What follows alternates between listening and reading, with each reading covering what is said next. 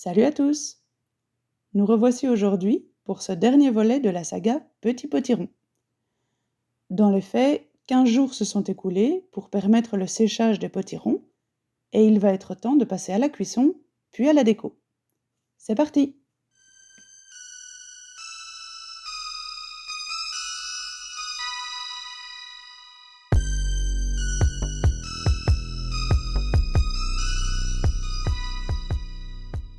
Pour ces potirons, j'ai choisi une faïence, c'est donc une cuisson à basse température que je vais effectuer.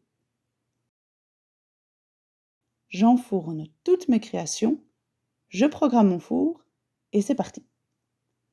Je tâcherai, dans un avenir plus ou moins proche, de faire une belle vidéo explicative sur les cuissons, mais sachez déjà que globalement pour une première cuisson, je programme mon four en 4 étapes. 1. Je fais monter la température à vitesse moyenne jusqu'à 500 degrés. 2. Je ralentis l'allure entre 500 et 600 degrés pour passer le cap du point quartz. 3. J'accélère la cuisson à vitesse rapide jusqu'à 1020 degrés. Et 4. Je maintiens la température maximum pendant une dizaine de minutes avant de laisser le four refroidir tout doucement. 48 heures après la cuisson, je peux enfin ouvrir le four et découvrir le résultat. Pour le potiron, il n'y avait pas vraiment d'aspect délicat, donc c'est sans stress que je procède au défournement. Et voilà le résultat. Il croit que je ne l'ai pas repéré, mais il y a un petit lustucri qui passe derrière moi, le coquin. Il va maintenant falloir procéder à la déco. Pour ce projet, j'ai opté pour de la peinture acrylique. Je sors donc mes pinceaux et mes tubes de peinture, je fais mes petits mélanges et c'est parti. Pendant que la vidéo passe en résumé la séance de peinture, j'en profite pour vous expliquer le raisonnement que j'ai suivi ici pour déterminer le revêtement de mes pièces. Comme pour chaque pièce que je façonne, avant de commencer mon projet, je me pose la même question. Je sais ce que je veux comme couleur, mais avec quoi est-ce que je vais m'y prendre? Émail, engobe, pigment, peinture? Dans ce cas-ci, 3 éléments m'ont aidé à faire mon choix. 1. Les potirons sont vraiment petits, et même émaillés, je n'oserais pas y mettre une vraie bougie chauffe-plat, car je craindrais que la chaleur noircisse l'intérieur du chapeau. J'opterai donc pour des bougies LED, et dans cette optique, l'émail reste une option, mais n'est plus une obligation. 2.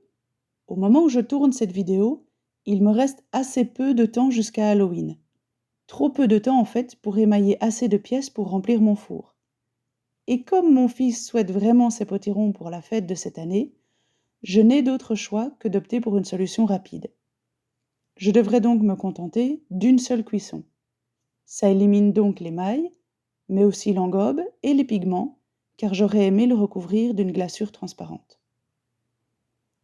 Enfin, troisième et dernière raison, pour autant que j'en ai encore besoin, je n'ai pas d'émail orange. Et je n'ai vraiment pas envie d'en acheter juste pour ce tout petit projet. Pour ces 3 raisons, j'ai donc décidé d'opter pour une peinture acrylique. La technique de pose reste la même, puisque de toute façon j'adore décorer mes pièces au pinceau, et le résultat est plus rapide. Et comme vous pouvez le constater, j'étais donc tout juste dans les temps pour la soirée Halloween de cette année. Ouf! Il n'y a qu'une chose que j'aurais bien changée, ma peinture orange est très mate, alors que la verte est très légèrement soyeuse. J'aurais bien aimé que ce soit l'inverse, mais bon, c'est pas dramatique. Voici le résultat final. Alors moi, j'y ai mis des bougies LED, mais ça marche aussi avec des bonbons pour les gourmands. Et en y réfléchissant, je me dis que si j'avais eu le temps de les émailler, ça aurait été sympa d'y mettre de la confiture. Évidemment, il aurait fallu dessiner le visage du coup, et pas le creuser. Ceci dit, ça donne assez bien, je trouve. J'en ferai bien une grosse pour l'année prochaine du coup. Dites-moi en commentaire si ça vous intéresse que je vous montre comment faire un grand modèle. Sur ces belles paroles, je vous souhaite de très beaux moments Halloween et de belles vacances si vous en avez. Salut!